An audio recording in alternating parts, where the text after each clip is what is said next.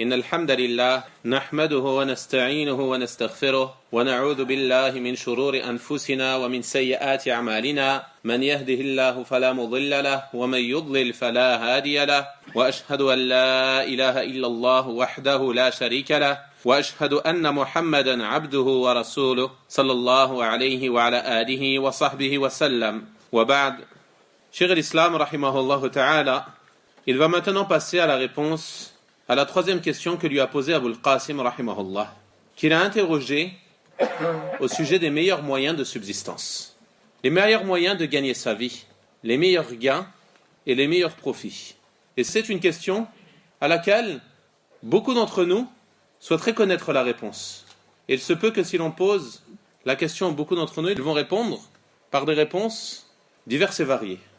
Par exemple, on va prendre un frère au hasard. Si je te demande à toi, quel est le meilleur des gains, le meilleur moyen de subsistance, qu'est-ce que tu répondrais? Masha'Allah, il a donné une réponse déjà générale et profitable. Et toi, tu répondrais quoi? Non, faut pas copier. Je l'ai déjà dit. Un métier, quelque chose. Ce serait quoi pour toi le meilleur métier? Travailler dans une mektaba, Masha'Allah. Et toi, tu répondrais quoi? Ouais. La da'wa en général. Non, un travail, on parle. On parle pas de la da'wa là. Da'wa, c'est pas un travail. Une adoration. Meilleur moyen d'obtenir sa subsistance. Hein? Les métiers des prophètes, alayhimus salatu wassalam. Tu vas être berger alors, Inch'Allah. Le commerçant. Allahumma barik. Le tijara donc, le commerce. Naam. Les obligations, mais c'est pas un travail. Sans rentrer dans le travail. C'est une cause, bien sûr, d'adorer Allah subhanahu wa ta'ala. Bien sûr, c'est une cause d'obtenir sa subsistance. Mais la première chose qui vient en tête quand on parle de ça, on pense à des métiers. On va penser au commerce, au marché, etc. Et écoutez, vous allez voir, vous allez découvrir la réponse de Cheikh l'Islam, rahimahullah ta'ala. Et vous allez comprendre pourquoi les savants l'ont appelé Cheikh l'Islam, le Cheikh de l'Islam. Pourquoi c'est un imam. Vous allez voir à travers sa réponse pourquoi ce Cheikh, rahimahullah ta'ala, a été qualifié de grand imam des musulmans. Il dit, rahimahullah, wa amma arjahul makasib. Quant au meilleur des gains, le meilleur des profits, le meilleur moyen de subsistance, de subvenir à ce besoin, fattawakkulu ala Allah. C'est de placer sa confiance en Allah, subhanahu wa ta'ala. Et ça, c'est la réponse d'un imam qui porte le bon conseil aux musulmans. Il leur informe que le meilleur moyen d'obtenir leur subsistance, c'est quoi? C'est de placer leur confiance en Allah, subhanahu wa ta'ala. Ceci nous montre donc la grande science de ce cheikh, rahimahullah ta'ala. Car quel que soit le métier que la personne choisira, elle aura besoin de quoi? De placer sa confiance en Allah, subhanahu wa ta'ala. Qu'il choisisse le commerce, l'agriculture, ou autre chose parmi les métiers, il aura besoin de quoi? De placer sa confiance en Allah, subhanahu wa ta'ala. Et dans toutes ses affaires, qu'elles soient mondaines ou religieuses, il a besoin de quoi? Du tawakkul ala Allah. Donc il dit le meilleur des gains, le meilleur des profits, c'est de placer sa confiance en Allah. Ensuite il dit wathiqatu bikifayatihi, et d'avoir la ferme conviction, la confiance qu'Allah subhanahu wa ta'ala a la certitude que quoi? Il te suffit. Alaysa Allahu bikafin abda. Allah ne suffit-il pas à son serviteur?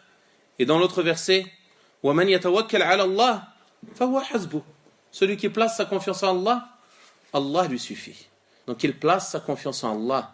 Il a la certitude, la conviction qu'Allah subhanahu wa ta'ala lui suffit. Il s'en remet à Allah subhanahu wa ta'ala. Et la confiance, elle doit être en qui? Seulement Allah subhanahu wa ta'ala. Non pas comme certaines personnes, on les entend dire aujourd'hui, parmi les erreurs de langage qui sont propagées, le fait de dire « j'ai confiance en moi ». Fais ce travail, aie confiance en toi, tu vas y arriver. Comment ça, aie confiance en toi? Tu ne diriges rien, tu ne contrôles rien. Toi, tu fais juste les sabab. Tu dois placer ta confiance en qui? Allah subhanahu wa ta'ala. Dans l'invocation bien connue, que l'on fait parmi les invocations du matin et du soir, qu'est-ce qu'il y a? وَلَا تَكِلْنِي إِلَى نَفْسِي طَرْفَةَ عَيْنٍ. Et ne m'en remets pas à ma propre personne juste le temps de quoi? D'un clignement d'œil. Car la personne, si elle s'en remet à elle-même, elle n'est plus rien sans Allah subhanahu wa ta'ala. Tu ne peux rien faire sans l'aide d'Allah subhanahu wa ta'ala. Ça, c'est une invocation que le prophète sallallahu alayhi wa sallam nous a enseignée. On demande à Allah de ne pas nous livrer à nous-mêmes, de ne pas nous abandonner à nous-mêmes. Et lui, il vient, il dit, il faut avoir confiance en vous. ayez confiance en vos personnes. Comment ça? Tu as confiance en une créature faible, créée d'une goutte d'eau et qui finira poussière? C'est en Allah subhanahu wa ta'ala que tu dois placer ta confiance. Quant à nous, il ne nous revient que de faire des causes, comme on va le voir, incha'Allah ta'ala. Il dit donc le meilleur des gains, le meilleur des profits, le meilleur des moyens d'avoir sa subsistance, c'est de placer sa confiance en Allah, d'avoir la certitude et la confiance qu'il nous suffit. Il dit ensuite wa husnul dhanni bihi, et avoir une bonne opinion d'Allah subhanahu wa ta'ala. Car comme il est venu dans le hadith, le prophète sallallahu alayhi wa sallam nous a informé qu'Allah subhanahu wa ta'ala a dit ana inda dhanni abdi bi. Je suis tel que l'opinion que mon serviteur se fait de moi. C'est-à-dire que si tu penses du bien d'Allah subhanahu wa ta'ala, que tu as une bonne opinion de lui et que tu accomplis les causes pour obtenir ce que tu espères de lui, alors Allah subhanahu wa ta'ala, il va te l'accorder. Mais si tu ne crois pas en ses promesses, que tu ne fais pas confiance à Allah subhanahu wa ta'ala, que tu n'as une mauvaise opinion de lui, alors tu ne feras rien. À titre d'exemple, sur un sujet qui concerne la majorité, si ce n'est l'ensemble des personnes présentes. Il y a par exemple le sujet de la hijra. Allah subhanahu wa ta'ala, il a promis à l'ensemble des musulmans qui émigrent d'une terre de mécréance à une terre d'islam, aisance et abondance. C'est une promesse de la part d'Allah subhanahu wa ta'ala. Il y a des personnes qui n'arrivent pas à accomplir cet acte, pourquoi? Par manque de confiance en Allah subhanahu wa ta'ala et par mauvaise opinion envers leur Seigneur. Ils craignent de la situation dans laquelle ils vont se retrouver s'ils quittent le pays de mécréance dans lequel ils se trouvent. Comme si Allah subhanahu wa ta'ala n'allait leur donner leur subsistance que lorsqu'ils restent dans le péché au milieu des polythéistes. Alors que le prophète sallallahu alayhi wa sallam a dit « Je me désavoue de tout musulman qui vit parmi les polythéistes ». Donc la personne, elle doit avoir une bonne opinion d'Allah subhanahu wa ta'ala et placer sa confiance en son Seigneur subhanahu wa ta'ala. Il dit ensuite « وَذَلِكَ أَنَّهُ يَنْبَغِي لِلْمُهْتَمِّ بِأَمْرِ الرِّزْقِ أن يلجأ فيه إلى الله سبحانه وتعالى ويدعوه.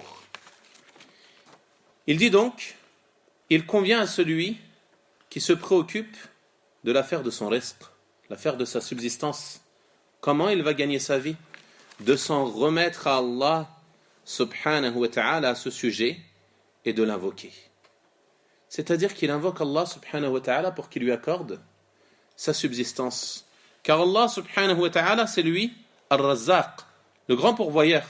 C'est lui le meilleur de ceux qui accordent la subsistance. Khayrul raziqin. Donc la personne, elle se tourne vers Allah subhanahu wa ta'ala et elle lui demande de lui accorder la subsistance.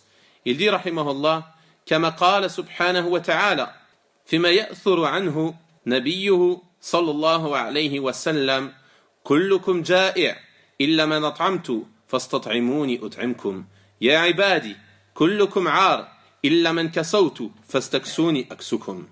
Donc il dit comme il a dit subhanahu wa ta'ala dans ce qui est rapporté par son prophète sallallahu alayhi wa sallam, c'est-à-dire dans le hadith al-Qudsi, Allah subhanahu wa ta'ala a dit: ô mes serviteurs, vous êtes tous affamés sauf celui que j'ai nourri. C'est-à-dire que celui qu'Allah ne nourrit pas ne peut pas obtenir de nourriture. Et toute personne, toute créature qui vit sur terre et qui obtient sa nourriture, elle provient de qui? Elle provient d'Allah subhanahu wa ta'ala seul, sans aucun associé. Il dit: demandez-moi donc de vous nourrir et je vous nourrirai. Invoquez-moi pour que je vous nourrisse et je vous nourrirai. Demandez-moi votre subsistance et je vous l'accorderai. Oh mes serviteurs, vous êtes tous dénudés. Vous n'avez pas de vêtements. Les vêtements que l'on porte, c'est qui nous les a accordés? C'est Allah subhanahu wa ta'ala. Sauf celui que j'ai vêtu. Demandez-moi donc de vous vêtir et je vous vêtirai. Donc le serviteur, dans la recherche de sa subsistance, il doit accorder une grande importance à cela. La confiance en Allah subhanahu wa ta'ala et l'invocation d'Allah subhanahu wa ta'ala. Il dit: وَفِمَا رواه الترمذي رحمه الله عن أنس رضي الله تعالى عنه قال قال رسول الله صلى الله عليه وسلم ليسأل أحدكم ربه حاجته كلها حتى شسع نعله إذا انقطع فإنه إن لم ييسره لم يتيسر. Il dit dans le hadith rapporté par At-Tirmidhi, d'après Anas radiyallahu ta'ala anhu, le messager d'Allah sallallahu alayhi wa sallam a dit que l'un d'entre vous demande à son Seigneur l'ensemble de ses besoins. Toute chose dont tu as besoin, tu la demandes à qui? Tu la demandes à Allah subhanahu wa ta'ala.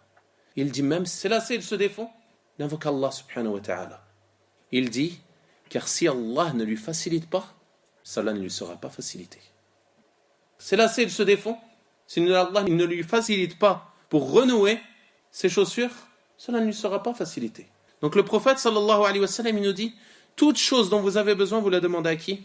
Vous la demandez à Allah subhanahu wa ta'ala. وَقَدْ قَالَ اللَّهُ تَعَالَى فِي كِتَابِهِ وَاسْأَلُوا اللَّهَ مِنْ فَضْلِهِ. Et Allah subhanahu wa ta'ala, il a certes dit dans son noble livre, et demandez à Allah de sa grâce. Demandez à Allah de sa grâce, que ce soit de sa grâce religieuse ou de sa grâce mondaine. Au niveau de ta religion, lorsque tu cherches à t'améliorer en termes de religion, en termes de piété, tu demandes à Allah subhanahu wa ta'ala de t'aider. Et également, lorsque tu recherches les biens de ce bas monde, parmi les subsistances, tu t'adresses à Allah subhanahu wa ta'ala. وقال سبحانه وتعالى فإذا قضيت الصلاة فانتشروا في الأرض وابتغوا من فضل الله. Une fois que la prière est terminée, dispersez-vous sur terre et recherchez de la grâce d'Allah subhanahu wa ta'ala. On voit à travers ces versets que Cheikh al-Islam a cité rahimahullah ta'ala qu'il a attiré notre attention sur une chose. Il ne les a pas mentionnés dans cet ordre sans aucun intérêt. Au contraire, il a recherché à nous indiquer une chose très importante qui est quoi? Il a commencé, médite sur le premier verset. Il dit et demandez à Allah de sa grâce. Donc ici c'est la demande, l'invocation d'Allah subhanahu wa ta'ala. Et dans le deuxième verset, lorsque la prière est terminée, dispersez-vous sur terre et recherchez la grâce d'Allah. Ici c'est quoi? Faire l'abd, les œuvres du serviteur. Il les recherche, il va faire les causes. Il demande à Allah subhanahu wa ta'ala.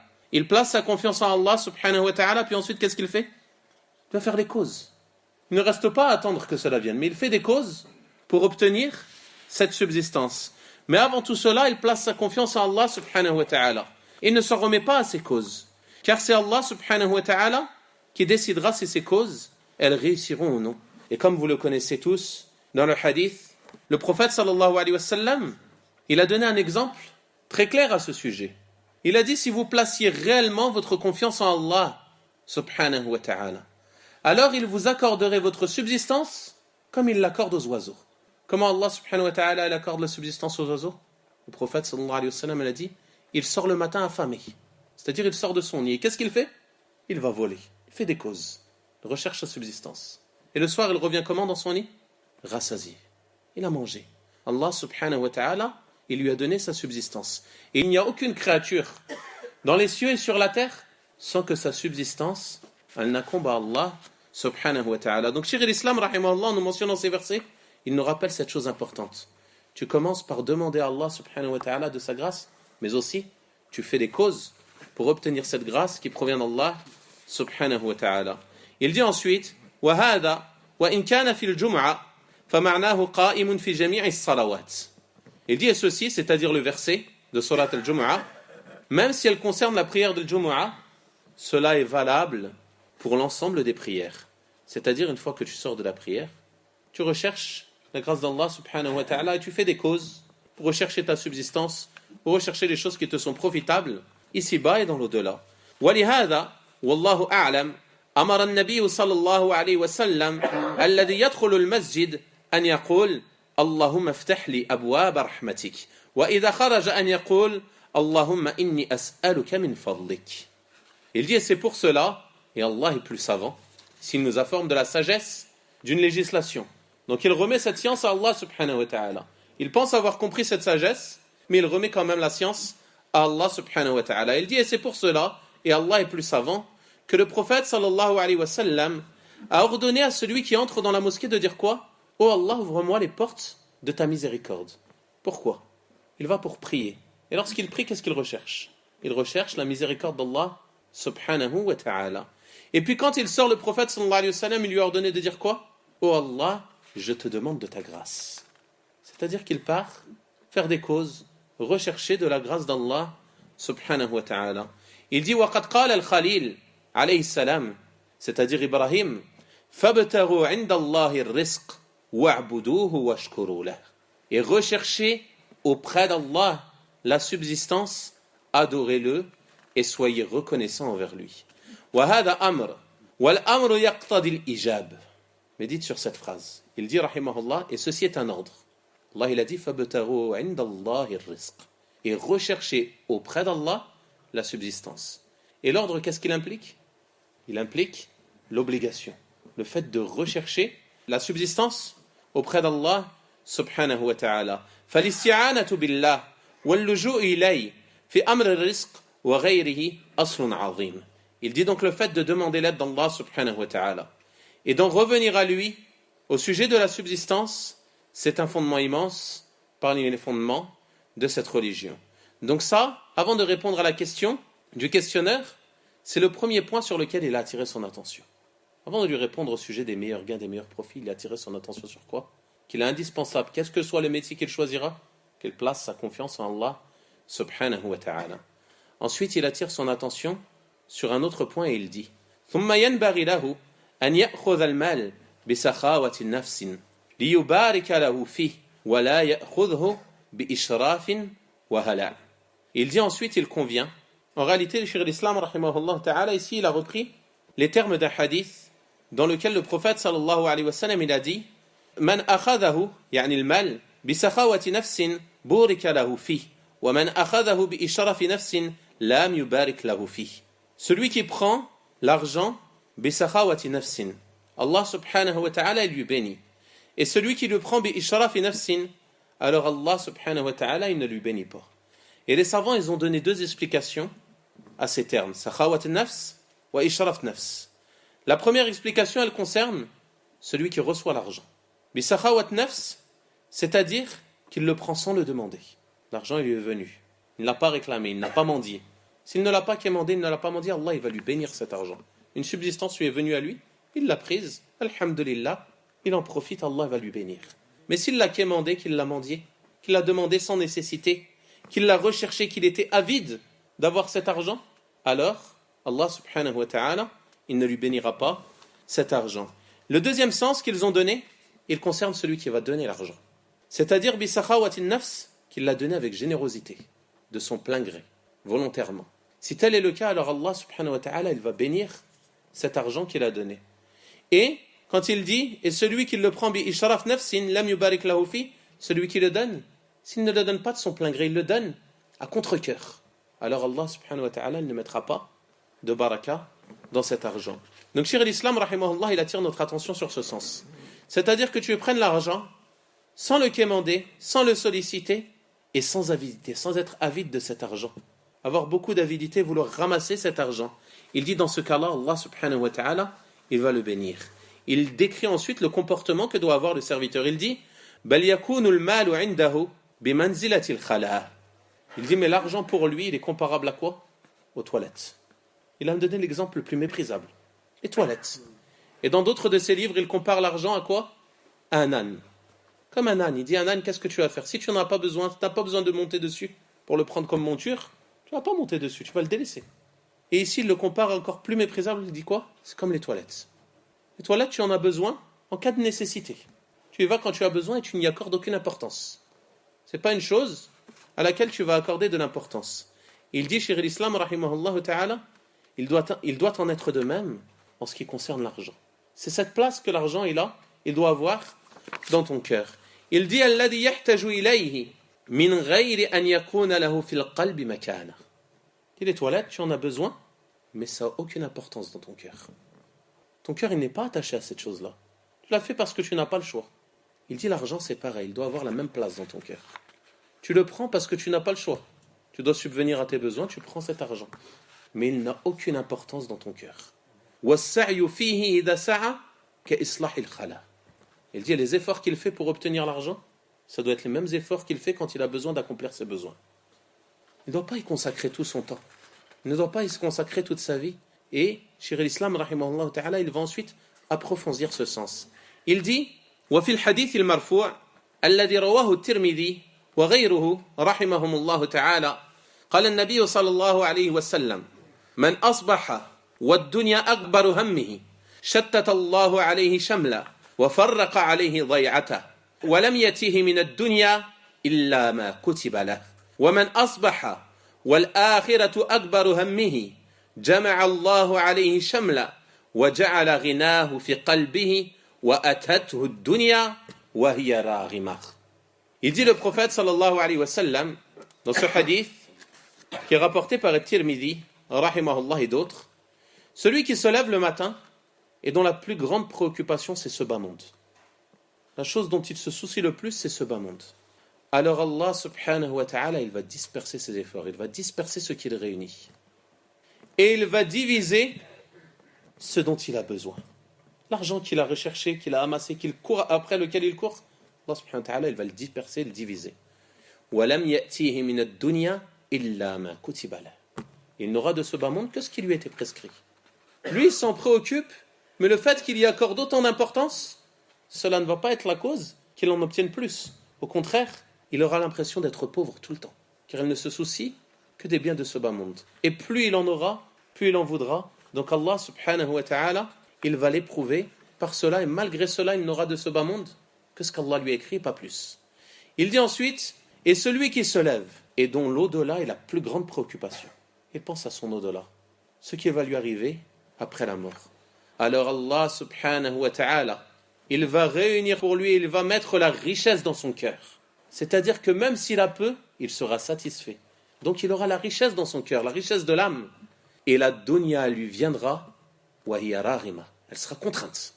Les biens de ce bas monde, ils vont lui venir coûte que coûte. Comme il est venu dans un hadith, votre subsistance, si vous la fuyez de la même manière que vous fuyez la mort, elle vous viendra. Toute personne a peur de mourir, toute personne a peur de la mort. On ne sait pas quand elle viendra, et elle viendra quoi qu'il en soit. De la même manière ta subsistance. Tu peux la fuir et en avoir peur autant que la mort, elle viendra quand même. Tu auras ce qu'Allah subhanahu wa ta'ala t'a écrit comme subsistance. Et dans une invocation, le prophète sallallahu alayhi wa sallam, il nous a enseigné de dire Allahumma la taj'al ad-dunya akbar hammina. Oh Allah, ne fais pas de ce bas monde la plus grande de nos préoccupations. Et médite sur le terme qu'il a employé le prophète sallallahu alayhi wa sallam. Il n'a pas dit ne fais pas que l'on ne se préoccupe pas de ce bas monde, mais fais que ça ne soit pas notre plus grande préoccupation. Car qu'il le veuille ou non, l'homme, il est obligé de se préoccuper un minimum de ce bas monde pour subvenir à ses besoins. Et c'est cela l'accomplissement des causes.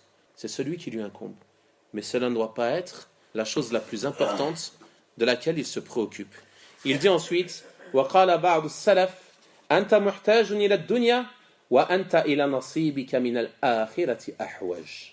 Certains salafs, ils ont dit tu as besoin de ce bas monde. Tu as besoin des choses dans ce bas monde. Mais tu as encore plus besoin de ta part de l'au-delà. Tu as encore plus besoin. C'est ça la priorité. C'est ça la priorité du musulman. Il dit ensuite فَإِنْ بَدَأْتَ بِنَصِيبِكَ مِنَ الْآخِرَةِ مُرَّ عَلَى نَصِيبِكَ مِنَ الدُّنْيَا فَانْتَظِمْهُ انْتِظَامًا. Il dit si tu commences toi par ta part de l'au-delà, que tu en fais ta plus grande préoccupation, alors tu vas passer sur ta part de ce bas monde. Et tu vas l'organiser rapidement. Ça ne va pas être une grande préoccupation pour toi. Mais tu vas commencer par la chose qui est la plus importante, qui est le fait d'accomplir les causes qui mènent au paradis dans l'au-delà. Et tu ne vas pas faire de ce bas monde une préoccupation. Tu vas être comme un voyageur. Tu passes dans ce bas monde, comme le prophète sallallahu alayhi wa sallam l'a dit, d'être dans ce bas monde comme un voyageur ou un étranger. Tu sais que tu n'es que de passage. Le voyageur, quand il passe dans une ville, est-ce qu'il achète des meubles? Est-ce qu'il achète un frigo ou des choses comme ça? Il passe juste. Qu'est-ce qu'il achète? Juste de quoi? Ne pas avoir faim jusqu'à son arrivée. C'est pour cela que le prophète sallallahu alayhi wa sallam, il a donné l'exemple du voyageur. Tu dois être dans ce bas monde de la même manière que le voyageur. Tu en prends que ce que tu as besoin pour continuer le chemin vers quoi? Vers Allah subhanahu wa ta'ala et atteindre la demeure des délices qui est le paradis. Ensuite il dit قال الله تعالى وما خلقت الجن والإنس إلا ليعبدون ما أريد منهم من رزق وما أريد أن يطعمون إن الله هو الرزاق ذو القوة المتين. Je n'ai créé les djinns et les hommes que pour qu'ils m'adorent. Je ne veux pas d'eux qu'ils me nourrissent ou qu'ils me donnent une subsistance. Certes, c'est Allah al-Razzaq, le grand pourvoyeur de la subsistance, le détenteur de la force inébranlable. Donc Allah subhanahu wa ta'ala dans ce verset nous informe de la raison de notre présence dans ce bas monde. Qui est quoi? L'adoration d'Allah subhanahu wa ta'ala. Le fait de l'unifier dans l'adoration. Et Cheikh l'Islam rahimahullah ta'ala, il mentionne ici ce verset après nous avoir rappelé l'importance de se préoccuper de l'au-delà et de ne pas se préoccuper de ce bas monde.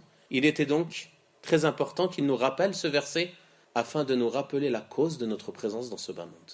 Qui est quoi? L'adoration d'Allah subhanahu wa ta'ala. Tu n'es pas dans ce bas monde pour accumuler les richesses, pour empocher de l'argent, acheter des bâtiments, des voitures, des terrains et autres, mais tu es dans ce bas monde pour adorer Allah subhanahu wa ta'ala. Sois donc dans ce bas monde comme un voyageur. Ne prends que ce qui est nécessaire et soucie-toi de ton au-delà et de te rapprocher d'Allah subhanahu wa ta'ala. Donc, Cheikh l'Islam, rahimahullah, avant de répondre à la question d'Abul Qasim, il lui a fait ces deux rappels. L'importance du tawakkul et l'importance que ce bas monde, il n'en se préoccupe pas et qu'il ne prenne que ce dont il a besoin. Ensuite, il dit فَأَمَّا تَعْيِينِ مَقْسَبْ عَلَى مَكْسَبٍ مِنْ صِنَاعَةٍ أو تِجَارَةٍ أو بِنَايَةٍ أو حِرَاثَةٍ أو غَيْرِ ذَلِكَ فَهَذَا يَخْتَلِفُ باختلاف الناس ولا أعلم في ذلك شيئا عاما. Il dit rahimahullah, quant au fait de désigner un métier meilleur qu'un autre métier.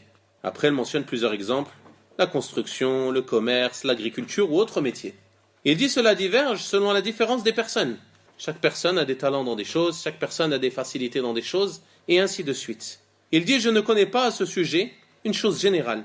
Il n'y a pas un métier qui convient à tout le monde. Chacun a un métier qui lui convient et qui est plus à même d'être accompli. Ensuite, il dit, لكن إذا عنا للإنسان جهة فليستخير الله تعالى فيها الاستخارة المتلقى عن معلم الخير صلى الله عليه وسلم. Il dit cependant, si une personne a un penchant ou qu'il apparaît un métier, une orientation, alors qu'il consulte Allah subhanahu wa ta'ala. Il accomplit la prière de consultation afin d'accomplir ce métier pour obtenir sa subsistance. Et il rappelle une fois de plus que cette istikhara, cela doit être celle que nous a enseigné l'enseignant du bien, c'est-à-dire le prophète Muhammad sallallahu alayhi wa sallam. Il dit فَإِنَّ فِيهَا مِنَ الْبَرَكَةِ مَا لَا يُحَاطُ بِهِ. Il dit il y a dans cette prière une bénédiction que l'on ne peut pas cerner. On ne se rend pas compte de l'importance de cette prière. L'importance de faire l'istikhara afin d'être satisfait de ce qu'Allah subhanahu wa ta'ala nous a décrété et qu'il nous éloigne des choses qui sont mauvaises pour nous. Ensuite il dit ثُمَّ مَا تَيَسَّرَ لَهُ فَلَا يَتَكَلَّفُ غَيْرَهُ. Il dit ensuite s'il y a un métier qui lui est facilité, alors qu'il ne s'impose pas d'en chercher un autre.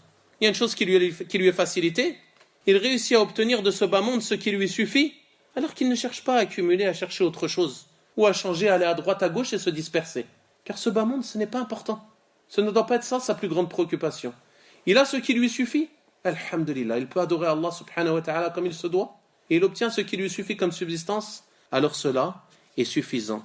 Il dit ensuite, illa an yakuna minhu karahatun shar'iyya. Il dit sauf s'il y a dans ceci une réprobation religieuse. Une personne, il a un travail, mais dans ce travail, il y a des choses illicites.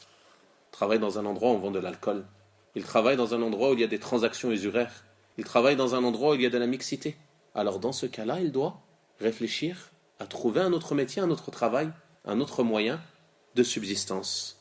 Donc, Cheikh al-Islam, rahimahullah ta'ala, il a ici répondu à la troisième question d'Abul Qasim et il va passer à la quatrième et dernière question que l'on va voir brièvement, incha'Allah ta'ala. Il dit ensuite وَأَمَّا مَا تَعْتَمِدُ عَلَيْهِ مِنَ الْكُتُبِ فِي الْعُلُومِ فَهَذَا بَابٌ وَاسِعٌ وَهُوَ أَيْضًا يَخْتَلِفُ بِاخْتِلَافِ نَشْءِ الْإِنسَانِ فِي الْبِلَادِ. Il dit quant à ce sur quoi tu dois te baser quant aux livres dans les sciences, c'est-à-dire dans les sciences religieuses. Alors ceci est un domaine très vaste. En effet, les livres, ils sont très nombreux. Il dit également cela dépend de la personne dans le pays dans lequel elle a évolué. Selon les pays, cela diffère. فَقَدْ يَتَيَسَّرُ لَهُ فِي بَعْضِ الْبِلَادِ مِنَ الْعِلْمِ وَمِنْ طَرِيقِهِ وَمَذْهَبِهِ فِيهِ مَا لَا يَتَيَسَّرُ لَهُ فِي بَلَدٍ آخَرٍ. Il dit il se peut qu'il lui soit facilité dans un pays une science ou une voie ou une école qui ne lui est pas facilitée dans un autre pays. Pourquoi il dit ça, Cheikh al-Islam, rahimahullah? Car à l'époque, les livres, c'était des manuscrits. Les livres, ils étaient nombreux, mais ils n'étaient pas en autant d'exemplaires qu'aujourd'hui. C'est-à-dire qu'il y avait certaines sciences qui étaient présentes dans des pays. Les gens, ils se déplaçaient dans tel pays pour apprendre telle science, dans tel pays pour apprendre telle science, et ainsi de suite. Et les livres, ils n'étaient pas aussi nombreux qu'aujourd'hui. Les gens, lorsqu'ils voulaient un livre, qu'est-ce qu'ils faisaient? Ils devaient le recopier à la main. Lorsqu'un savant passait par une ville, les étudiants venaient à lui et lui empruntaient les livres qu'il avait et qu'il possédait. Et qu'est-ce qu'il faisait? Il les recopiait. Ils recopiaient ou ils lisaient, ils cherchaient à en profiter. Le temps que le savant était dans leur ville, ils en profitaient pour recopier ces livres. Et c'est pour cela qu'ils avaient une grande ambition dans l'étude de la science. Et qu'ils donnaient une grande importance à ces livres. Et aujourd'hui, à notre époque, les livres, ils sont de partout. La personne, ce qu'il mentionne, là, chez l'islam, rahimahullah ta'ala, ce n'est plus présent à notre époque. Cette science-là, ces livres, ils sont présents dans tous les pays du monde. Où que la personne se trouve, au milieu de la mer, en haut d'une montagne, elle a accès à l'ensemble des livres via Internet et autres. Tous les livres, ils sont accessibles. La seule chose qui diffère, c'est que dans des pays, il y a des savants pour enseigner ces livres, et dans d'autres, il n'y en a pas. Donc, cela sera plus difficile pour les personnes qui sont dans ces pays. Et malgré la grande propagation et l'accessibilité de cette science, avec les livres, avec les moyens modernes, les cours audio. Cours audio, c'est récent, il faut qu'on prenne conscience de cela. Il y a 100 ans, il n'y avait pas de cours audio des savants. C'est une chose nouvelle, c'est une grande ni'ma qu'Allah subhanahu wa ta'ala nous a accordée. On peut écouter jusqu'à aujourd'hui les cours de Cheikh al-Uthaymin, rahimahullah. Est-ce qu'on peut écouter par exemple des cours, on ne va pas remonter très loin, juste de Cheikh Mohammed ibn Ibrahim, rahimahullah, de Cheikh Mohammed ibn Abdel Wahhab, rahimahullah, et d'autres parmi les grands savants qui sont venus avant eux. C'est quelque chose de récent. On peut écouter les cours de grands savants de la communauté, où que l'on se trouve. Tu es dans ta voiture, tu mets un cours. Il y a des gens qui ont réussi à écouter des séries de cours complètes, simplement lors de leur trajet en voiture. Tous les jours, quand il se rend au travail, il écoute une partie d'un cours, et il suit. Pas il met un cours au hasard, il fait une suite de cours. Et ils ont profité beaucoup de science comme ça.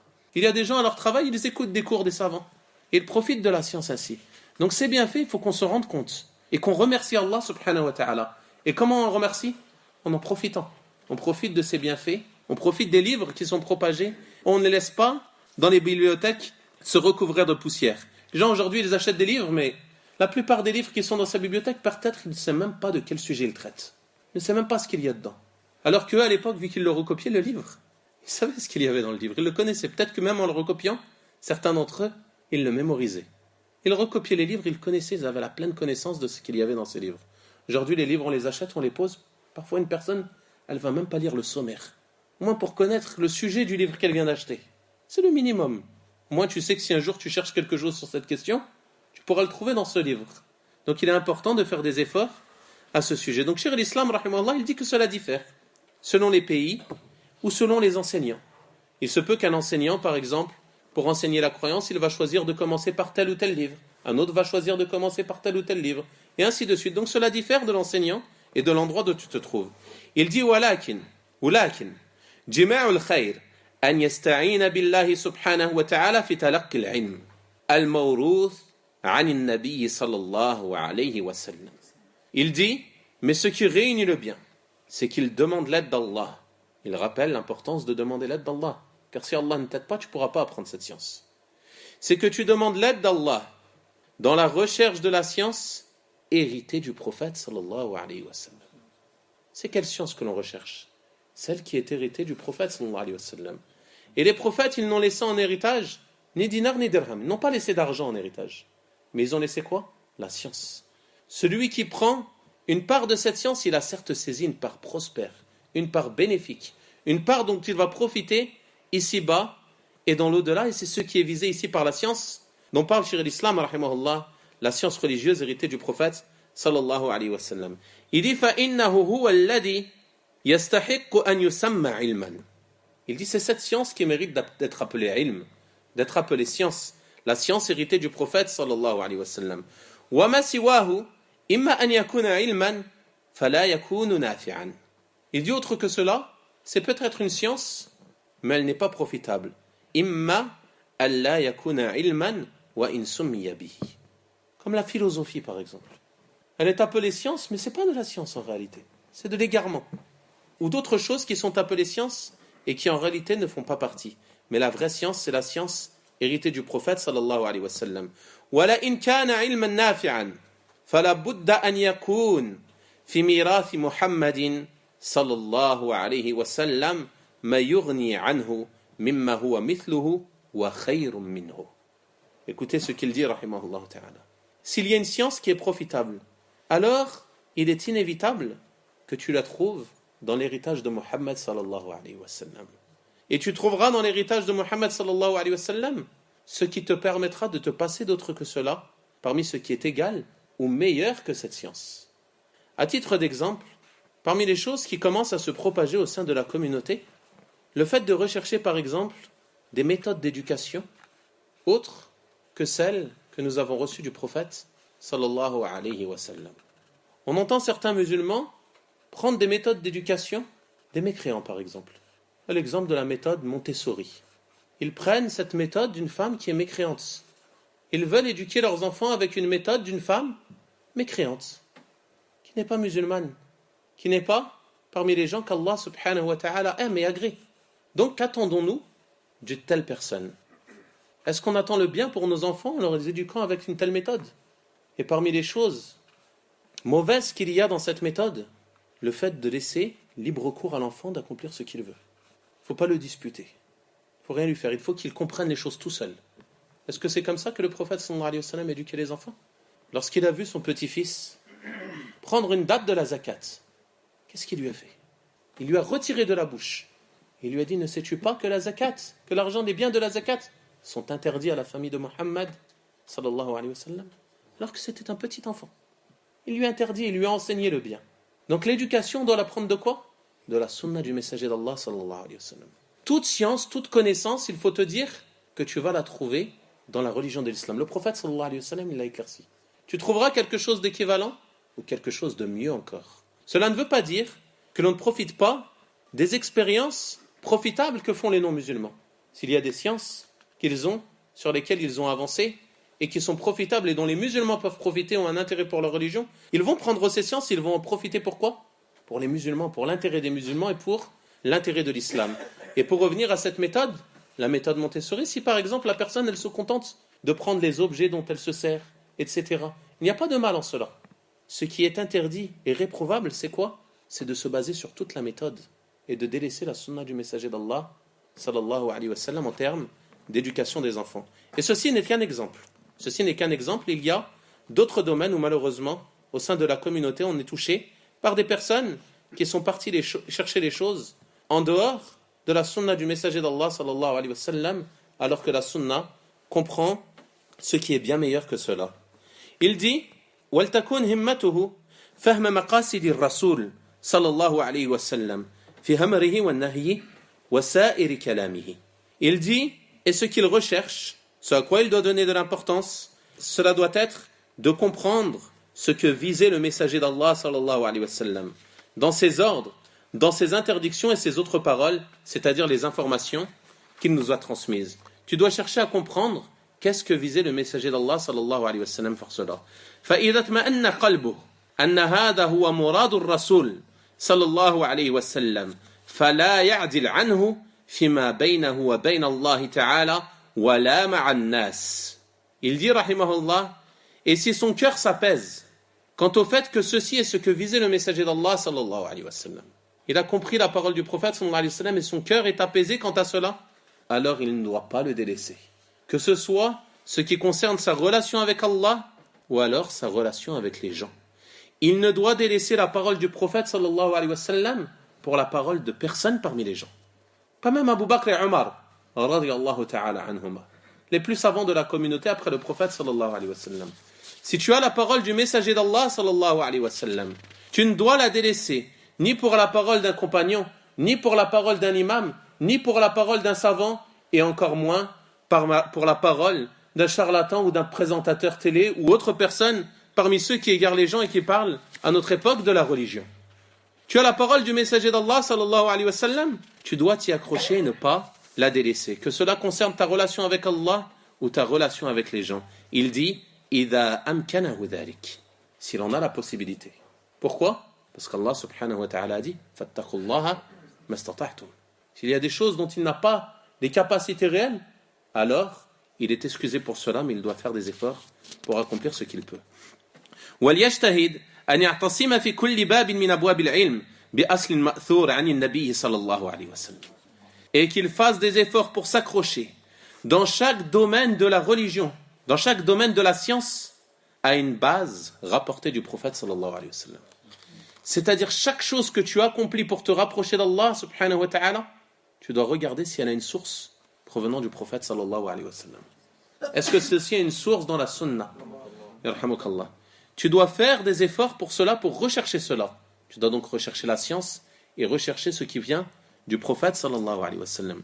وإذا اشتبه عليه مما قد اختلف فيه الناس فليدعو بما رواه مسلم في صحيحه عن عائشة رضي الله تعالى عنها. Il dit, s'il y a une chose qui est confuse pour lui, parmi les choses sur lesquelles les gens divergent. Les gens vont diverger, ceci est inévitable. Il recherche la vérité, alors qu'il invoque par ce qui est rapporté par Muslim, rahimahullah, d'après Aïcha, radiyallahu ta'ala anha, le prophète, sallallahu alayhi wa sallam, lorsqu'il se levait la nuit pour prier, qu'est-ce qu'il disait?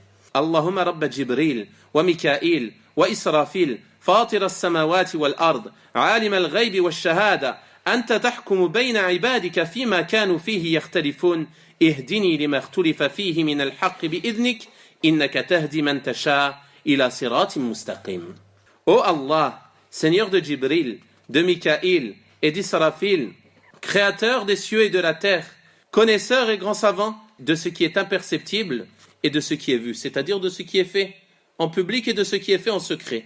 C'est toi qui juges entre tes serviteurs sur ce quoi ils divergent. C'est-à-dire que le jugement, il revient à Allah, subhanahu wa ta'ala. Guide-moi vers la vérité par ta permission au sujet des choses sur lesquelles les gens ont divergé. C'est toi qui guides qui tu veux sur le droit chemin. Donc ceci est une invocation très importante que Cheikh al-Islam, rahimahullah ta'ala, il rapporte dans nombreux de ses ouvrages. Lorsque la personne ne sait plus où se trouve la vérité, les gens divergent, elle ne sait plus où tourner de la tête, elle écoute des gens qui disent ceci, des autres qui disent cela, il invoque Allah sincèrement pour qu'Allah le guide sur le droit chemin. فَإِنَّ اللَّهَ تَعَالَى قَدْ قَالَ فِيمَا رَوَّاهُ عَنْهُ رَسُولُهُ صَلَّى اللَّهُ عَلَيْهِ وَسَلَّمَ يَا عِبَادِي كُلُّكُمْ ضَالٌ إِلَّا مَنْ هَدَيْتُ فَاسْتَهْدُونِي أَهْدِكُمْ. Allah subhanahu wa ta'ala, il a dit, dans ce qui est rapporté par son messager sallallahu alayhi wa sallam, c'est-à-dire dans le hadith al-Qudsi, ô mes serviteurs, vous êtes tous égarés, sauf celui que j'ai guidé. C'est-à-dire que la base, c'est quoi pour l'homme? L'égarement. Il n'est guidé que qui? Celui qu'Allah a guidé. Demandez-moi donc de vous guider, et je vous guiderai. Tu demandes la guider à Allah subhanahu wa ta'ala. Tu dois demander à Allah subhanahu wa ta'ala de te guider sur la vérité, et de te raffermir sur celle-ci jusqu'au jour de sa rencontre. Donc, Cheikh al-Islam, rahimahullah, comme pour les autres questions, il a commencé par une petite introduction à ce sujet, au sujet de la science. Ensuite, il dit Ama wasful kutub wal musannifin faqad sumi'a minna fi athnahi al-mudhakara ma yassarahu Allah subhanahu wa ta'ala. Il dit quant au fait de mentionner les livres et les auteurs, alors il a été écouté de moi lors de la mudhakara, c'est-à-dire lors de ses cours, lors de ses assises, ce qui a été facilité par Allah. C'est-à-dire, il lui dit de revenir à ce qu'il a écouté dans les assises auxquelles il a assisté. Cheikh al-Islam, rahimahullah, il a mentionné des livres, des auteurs, etc. Il dit وَمَا فِي الْكُتُبِ الْمُصَنَّفَةِ الْمُبَوَّبَةِ كِتَابٌ أَنْفَعُ مِنْ صَحِيحِ Muhammad ibn Ismail al-Bukhari, rahimahullah ta'ala. Il dit, je ne connais pas de livre écrit, étrié en chapitre, un livre plus profitable que l'authentique de Muhammad ibn Ismail al-Bukhari, rahimahullah ta'ala. C'est-à-dire le livre le plus authentique après le livre d'Allah, subhanahu wa ta'ala. Imam al-Bukhari, rahimahullah, il a écrit ce livre et il s'est imposé comme condition de n'y mettre que des hadiths authentiques du prophète sallallahu alayhi wa sallam. Et effectivement, ce livre est le livre le plus profitable, car c'est celui qui est le plus authentique après le livre d'Allah subhanahu wa ta'ala. Il dit لكن هو وحده لا يقوم بأصول العلم ولا يقوم بتمام المقصود للمتبحر في أبواب العلم إذ لا بد من معرفة أحاديث أخرى. Il dit cependant, seul, il ne suffit pas pour connaître les bases de la science. Et pour atteindre l'objectif, pour celui qui souhaite approfondir ses connaissances dans les différents domaines de la science, car il est indispensable de connaître d'autres hadiths qui ne sont pas mentionnés dans le Sahih del-Bukhari. Il dit وَكَلَامُ أَهْلِ الْفِقْهِ وَأَهْلِ الْعِلْمِ في الأمور التي يختص بعلمها بعض العلماء وقد أوعبت الأمة في كل فن من فنون العلم إعابة. Il dit ensuite, il est important aussi de revenir aux paroles des gens du fiqh, c'est-à-dire les gens de science. Les gens de science dans les choses sur lesquelles ils se sont spécialisés. Et c'est-à-dire ici, Cheikh al-Islam, rahimahullah ta'ala, il nous indique le fait qu'il y a des savants qui se sont spécialisés dans des domaines. Il y a des savants qui sont spécialisés dans le hadith, il y a des savants qui sont spécialisés dans la langue arabe, d'autres qui sont spécialisés dans la aqidah, etc. Et il dit, la umma, la communauté, elle a approfondi l'ensemble des sciences, l'ensemble des domaines de la science. Donc tu reviens pour chaque sens, en priorité à qui? Aux savants spécialisés sur ce sujet. Tu reviens pour chaque science, aux savants qui est spécialisé sur ce sujet. Ceci est une chose connue auprès de gens de science. Il dit ensuite, rahimahullah, فَمَنْ نَوَّرَ اللَّهُ قَلْبَهُ هَدَاهُ بِمَا يَبْلُغُهُ مِنْ ذَلِكَ. Il dit, est celui à qui Allah subhanahu wa ta'ala a illuminé le cœur. Alors il va le guider par ce qui lui parvient parmi cela. C'est-à-dire ce qui lui est parvenu parmi le livre mentionné comme Sahih al-Bukhari, ou les paroles des gens de science, et ainsi de suite parmi la science héritée du prophète sallallahu alayhi wa sallam. Si Allah il a illuminé son cœur par une partie de cela, le simple fait qu'il a atteint et qu'il a réussi à obtenir une part de cela, Allah subhanahu wa ta'ala, il va le guider par cela. وَمَنْ أَعْمَاهُ لَمْ تَزِدْهُ كَثْرَةُ الْكُتُبِ إِلَّا حِيرَةً وَضَلَالًا. Il dit celui qu'Allah subhanahu wa ta'ala il a aveuglé. Le grand nombre de livres, cela ne lui rajoutera qu'indécision et égarement, et on demande à Allah subhanahu wa ta'ala de nous préserver. En effet, Allah subhanahu wa ta'ala, dans son noble livre, à quoi il a comparé les Juifs? Lorsqu'il a dit وَمَثَلُ الَّذِينَ حُمِّلُوا التَّوْرَاةَ ثُمَّ لَمْ يَحْمِلُوهَا كَمَثَلِ الْحِمَارِ يَحْمِلُ أَسْفَارًا. Il a comparé ceux qui ont porté la Torah, c'est-à-dire les Juifs, à quoi? Un âne qui porte des livres. L'âne, si tu lui mets tous les livres, le Coran, le Sahih al-Bukhari, Sahih Muslim, tous les livres de science, tu lui mets sur le dos, est-ce qu'il en profite? Il n'en profite pas. Donc, Cheikh al-Islam, rahimahullah ta'ala, il nous dit, celui dont Allah subhanahu wa ta'ala, il a aveuglé le cœur, le nombre de livres, ça ne lui servira à rien. Donc, qu'est-ce que la personne, elle doit rechercher? Si ce n'est pas le nombre de livres, en priorité, elle doit rechercher quoi? La compréhension de ces livres et la guider de la part d'Allah subhanahu wa ta'ala. C'est ça la priorité. Ce n'est pas d'amasser des livres, de télécharger plein de cours, de regarder plein de choses, etc. Le plus important, c'est quoi? C'est que tu comprennes cette science et que tu sois guidé par Allah subhanahu wa ta'ala. Et comme on a dit, la guidée, elle ne peut être obtenue qu'en la demandant à Allah subhanahu wa ta'ala.